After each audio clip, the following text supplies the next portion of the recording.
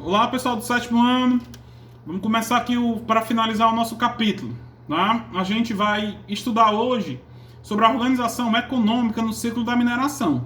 Tá? Quando Portugal descobriu que tinha ouro, quando foi descoberto o ouro aqui no Brasil, Portugal criou alguns mecanismos para controlar o comércio desse ouro, o comércio à extração, né? A venda do ouro. E para isso eles criaram a Intendência das Minas, que na prática era um órgão administrado por governantes indicados pela coroa portuguesa, e tinha a função de cobrar os tributos e impostos, agir com força militar e julgar os casos de divergências criminais e econômicas. Quer dizer, esse órgão, ele era que fiscalizava a extração do ouro, a venda e tirava os tributos.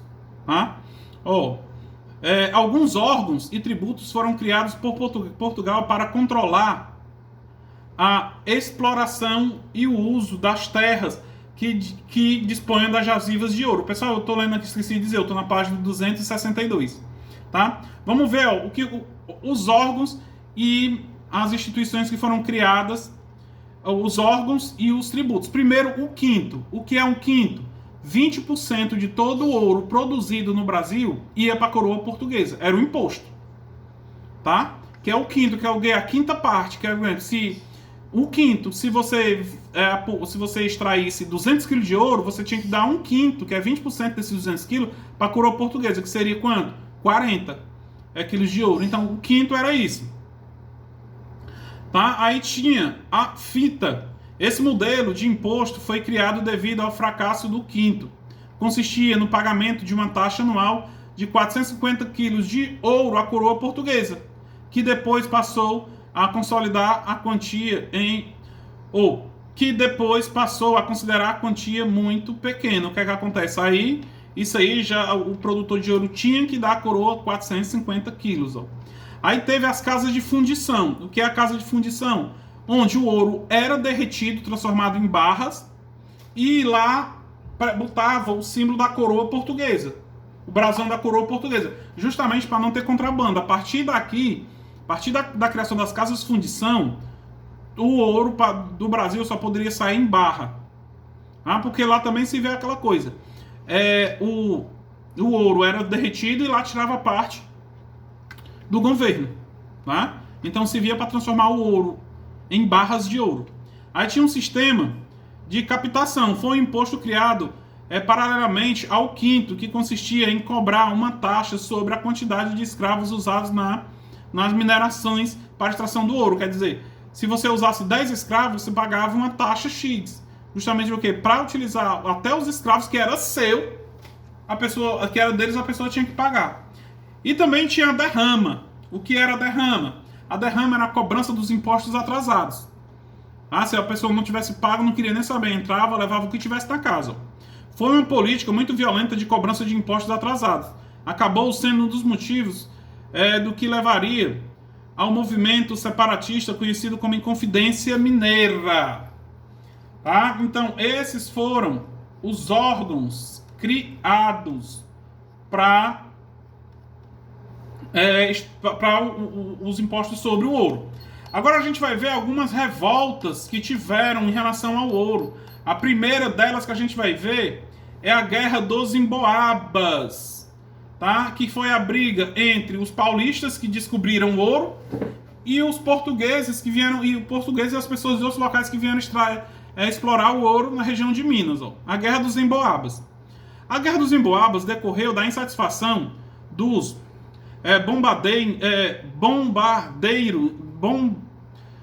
bandeirantes, tá? Como eu acabei de dizer e estou me perdendo aqui, A Guerra dos Emboabas ocorreu com a insatisfação dos bandeirantes que descobriram o ouro, né? Por se sentirem prejudicados pelo critério que a coroa portuguesa se sentiram prejudicados pelo critério que a coroa portuguesa de não permitir a mão de obra indígena na exploração do ouro e por não terem escravos africanos para utilizar. O que é que acontece? Os bandeirantes, a gente sabe que as bandeiras eles iam caçar índios e metais preciosos. E a coroa portuguesa foi e proibiu a utilização de escravos na exploração do ouro, né? E isso vinha prejudicá-lo. Isso despertou um forte sentimento nativista dos bandeirantes contra os forasteiros. Forasteiros são as pessoas que vinham de fora. Por exemplo, se vem uma pessoa de fora se candidatar a prefeito de Taitinga ou a governador do Ceará, ele é o quê? Um forasteiro, porque ele não é de Fortaleza, não é do Ceará. Então, como eu falei para vocês, os forasteiros, as pessoas que vinham de fora para pegar o ouro na região de Minas, apelidados por eles de emboabas. A razão da divergência entre a coroa portuguesa e os bandeirantes estava clara. Ambos queriam aumentar suas margens de lucro, o que acabou, de modo em geral, levando a esse embate. Então, a guerra dos emboabas foram os paulistas contra os forasteiros que vinham de fora. E a coroa ficou do lado de quem? Dos forasteiros, expulsando os paulistas. Foi aí onde os bandeirantes eles saíram para ir atrás de ouro em outras regiões. Acabaram encontrando ouro em Goiás, lá no Mato Grosso. Então eles se retiraram de Minas. Ó. O episódio... Mas eu vou ler, que vocês sabem, a gente tem que ler o que está no livro. Ó, o episódio que marcou o conflito envolveu os bandeirantes e emboabas, que ocorreu no local chamado Capão da Traição. Mais uma vez, pessoal, os emboabas eram as pessoas que vinham de fora. Tá? E os bandeirantes são as pessoas que descobriram o local onde tinha o ouro. Uma numerosa tropa paulista foi cercada pelo carioca Bento do Amaral, comandante dos emboabas. O fato mais grave é que, mesmo depois de terem se rendido, os paulistas foram assassinados. A guerra terminou em 1709, quando foi concedido anistia a todos que se envolveram no conflito. O que acontece? Então, os que foram mortos, que se entregaram, e os que tinham sido presos foram todos anistiados. Justamente o quê? Para acabar os conflitos. Mas quem acabou sobrando para quem essa guerra dos emboabas? Para os paulistas se retirarem da região, ó, como vai ter no livro aqui agora. Ó. Depois da guerra, houve a unificação das capitanias de Minas do Ouro e São Paulo. Em 1771, a vila de São Paulo foi elevada à categoria de cidade. Em 1720, as capitanias foram separadas, dando origem às capitanias de Minas Gerais e São Paulo. Aí foi onde surgiu as duas capitanias. Ó. Aí vem o que eu falei para vocês. Ó. Decepcionados por não terem conseguido ouro em Minas Gerais, os paulistas povoaram o Vale do Rio São Francisco, do Pantanal do Mato Grosso e a Companhia Gaúcha, com as fazendas de gado, as fazendas de criação de gado. Tá? Então, a guerra dos emboabas foram os paulistas, que eram os bandeirantes, contra os emboabas, que eram os forasteiros. Tá? Pessoas que vinham de fora. Aí teve outros movimentos nativistas, né, que ocorreu dentro do Brasil nesse período da mineração do ouro. Que movimentos foram esses? Os movimentos nativistas contestatórios. O que é contestatórios? Que estavam contestando alguma coisa que eles achavam que estava errado. Quais foram essas guerras? Essas revoltas? Primeiro, começou pela revolta de Beckman, tá? Lá no Maranhão. Tá? Por que tem esse nome revolta de Beckman? Por causa do nome dos dois irmãos que encabeçaram esse conflito. Mas vamos ver lá como foi. Ó. Esse conflito de caráter nativista tem a ver com a questão da escravidão dos indígenas, que foram usados como mão de obra nas fazendas e nas minas. O início do bandeirantismo visava escravizar os nativos, revoltosos no interior brasileiro. A gente já sabe, né? Como eu expliquei para vocês, as bandeiras escravizavam os índios, tanto escravizavam os índios como atraíam metais preciosos. No início, o bandeirantismo visava escravizar os nativos revoltosos no interior do Brasil, mas não houve êxito, pois era caro e acabava com muitas baixas das tropas dos bandeirantes. Passaram então a atacar os índios guaranis que haviam sido catequizados nas missões jesuítas. Isso originou um conflito e discórdia entre a igreja e os católicos, entre a igreja católica e os bandeirantes. O que é que acontece?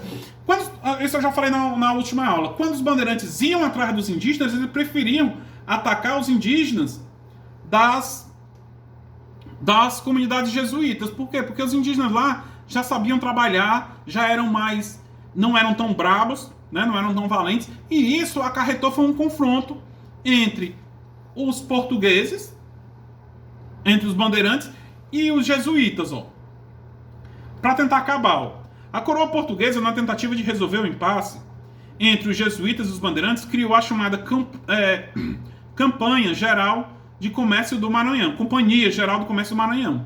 Consistia em oferecer 500 escravos negros para a região, importar bacalhau, vinho e farinha de trigo e exportar o açúcar, o cacau e o tabaco. No entanto, esses acordos não foram cumpridos, o que resultou na chamada Revolta dos Beckham no Maranhão em 1884. Então, essas revoltas, o principal motivo da revolta foi porque a coroa portuguesa prometeu de trazer tudo isso, escravos, bacalhau, farinha, trigo, e vender o açúcar, o tabaco e o cacau dos maranhenses. Mas a coroa portuguesa cumpriu a parte delas no acordo? Não. Tá? Então eclodiu a chamada Revolta dos Beckham. Justamente o quê? Para cobrar que a coroa portuguesa cumprisse os acordos que foram feitos pela Companhia Geral de Comércio do Maranhão. Aí vem, liderado pelos irmãos Beckman, os revoltosos invadiram a Câmara Municipal e instalaram um governo provisório, até que o conflito fosse resolvido. Também acabaram com a Companhia Geral de Comércio do Maranhão. A coroa portuguesa extinguiu o monopólio da companhia, nomeou um novo governador e mandou prender os principais líderes do movimento. O principal líder do movimento, Thomas Beckman. Em 1685, os portugueses derrotaram os revoltosos e acabaram com o governo provisório e executando seus principais líderes. Mais uma vez, lembre-se, vocês vão ver isso ano que vem, no 8º ano. A única revolta que o governo imperial não conseguiu vencer, que esse aqui era na colônia ainda, mas o governo imperial, foi a revolta farroupilha, Revolução Farroupilha no Rio Grande do Sul. Todas que surgiram no Brasil, todas foram derrotadas. Tá? Aí vamos ver lá outro confronto, a Guerra dos Mascates. O nome já diz, mascates são vendedores, vendedores de algo, de alguma coisa. Como foi isso? A saída para a crise açucareira no Brasil foram as minas de ouro e diamante. Mas no caso do Nordeste, os fazendeiros e comerciantes ainda passavam por grandes dificuldades e não viam perspectivas para que pudessem mudar essa situação. Claro, a região que tinha ouro era na região lá de Minas Gerais, na região sudeste. O Nordeste tinha sido prejudicado com a queda do preço do açúcar na Europa. Mas basicamente por quê? Porque a Europa começou a passar a comprar açúcar nas Antilhas, dos holandeses. E o problema acabou, esse problema desse declínio do açúcar, acabou gerando um empobrecimento dos senhores de engenho do Nordeste. E eles queriam ajuda, ou qualquer ajuda do governo, de português, que mandava no Brasil, para tentar resolver essa situação. Nesse contexto de dívidas, de empobrecimento dos senhores de engenho, em 1710 eclodiu a Guerra dos Mascates. Mascate era o nome pejorativo dado aos comerciantes de Recife, que, na prática, eram ambulantes, ou seja, sem um local fixo para exercer sua atividade. Mascate, vendedor, comerciante. Se a gente for pegar um mascate hoje, é aqueles galega, que o pessoal passa vendendo as coisas nas portas. É um mascate. Tá? Atendendo às reivindicações dos recifienses, Dom João elevou Recife à categoria de Vila Rica por meio da Carta Régia de 1709. Com esse ato, os holandenses perderam impostos cobrados aos recifienses. Explicar para vocês, a Guerra dos Mascates foi uma guerra entre as cidades de Recife e Olinda. Tá? Os mascates eram o pessoal de Olinda, que arrecadavam impostos do Recife. E Recife pertencia a Olinda. Quando Dom João elevou Recife também à vila, aí ela parou de pagar impostos a Olinda. Aí eclodiu o confronto.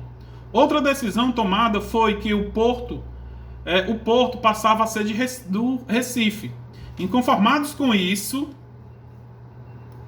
e com as dificuldades financeiras que se encontravam em virtude da concorrência do produto antiliano, as tropas de Olinda invadiram Recife. Pessoal, qual é esse produto antiliano? Era o açúcar. Lembra que a gente viu na aula retrasada, quando os holandeses foram expulsos do Brasil, eles foram produzir açúcar onde? Nas Antilhas. E o açúcar deles, ó, passou a ser melhor do que o nosso. Então a concorrência do produto antiliano é o açúcar. Tá? Aí ainda vem essa perda de Recife.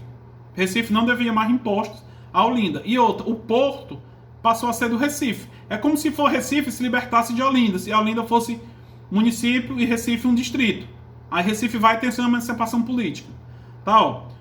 O governador, daí as tropas de Olinda invadiu Recife. O governador fugiu para a Bahia, depois de ter sofrido um atentado. O desenvolvimento comercial do Recife, o que agravou discórdia, entretanto, entre olindenses e comerciantes portugueses do Recife, também pode ser considerado um dos motivos que surgiu esse conflito. Outro motivo que possa ser desse conflito, quando o comércio do Recife começou a florescer e passou a ser mais lucrativo do que o de Olinda. Então Olinda sempre estava ficando para trás.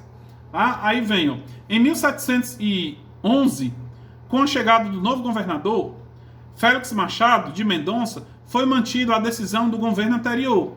Os envolvidos na guerra foram anistiados. Não, peraí, pulei aqui, ó. Isso aí, ó.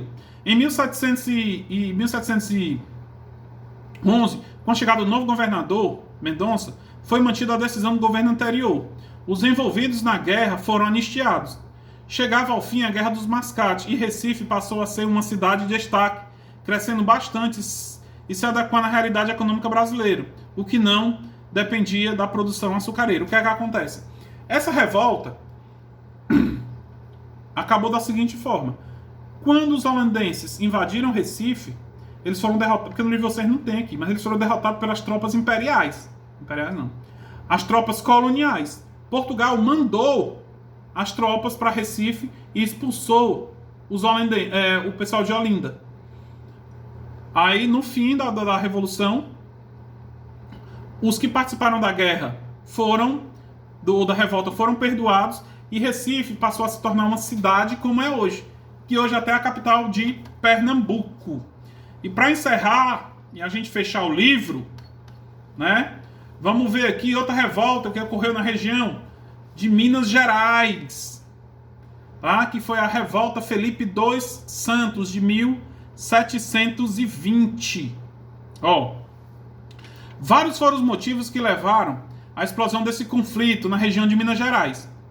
Entre os principais estão a proibição do comércio de ouro em pó, o aumento do rigor à cobrança de um quinto, a criação das casas de fundição, para onde toda a produção deveria ser recolhida, os altos preços dos bens de consumo e subsistência, a derrama, que cobrava impostos atrasados com violência, e a divergência étnica entre portugueses e brasileiros. Pessoal, isso aqui foi tudo uma revolta contra o que a coroa portuguesa começou a fazer. A criação de impostos, a criação da casa de fundição, tudo isso os mineradores começaram a se revoltar. Como eu falei lá no começo, não poderia mais, quando foi criada as casas de fundição, era proibido a venda de ouro em pó. Se alguém fosse pego com ouro em pó, ouro em pedra, era preso por contrabando e perdia o ouro. Todo o ouro que circulava no Brasil, assim que saísse das minas, tinha que ir para a casa de fundição. E Felipe dos Santos se revoltou contra isso. Por quê? Porque os impostos só aumentavam e toda vez que eles eram pegues sem o ouro em barra, todo o ouro era apreendido. Devido a tais causas e a prepotência do conde de Assumar, governador de Minas Gerais, os brasileiros se revoltaram em Vila Rica, no ano de 1720. Destruíram os livros da província da fazenda, ou da provedoria da fazenda real. Também entregaram um documento ao governador exigindo a suspensão das medidas sobre o ouro e dos monopólios sobre o sal, aguardente e a carne. Sem meios para reagir, o governador atendeu às exigências dos rebeldes, mas secretamente preparou as tropas. Então, 1.500 homens invadiram Vila Rica, as casas dos rebeldes foram queimadas e o principal líder, Felipe dos Santos, foi condenado à morte. Tá? Então, todas essas revoltas de caráter nativistas da região, que queriam apenas melhoria para a região, foram suprimidas. tá? E a gente acaba por aqui o livro e acaba o nosso conteúdo de história do 8º ano de 2020, né? Nesse ano que foi totalmente louco, assim, diferente. Tá? Semana que vem a gente vai fazer só uma orientaçãozinha para a prova. E qualquer dúvida me chamem no WhatsApp. A atividadezinha aí da página 266. Tá? Até a página 272. Abraço e qualquer dúvida me chamem nos apps.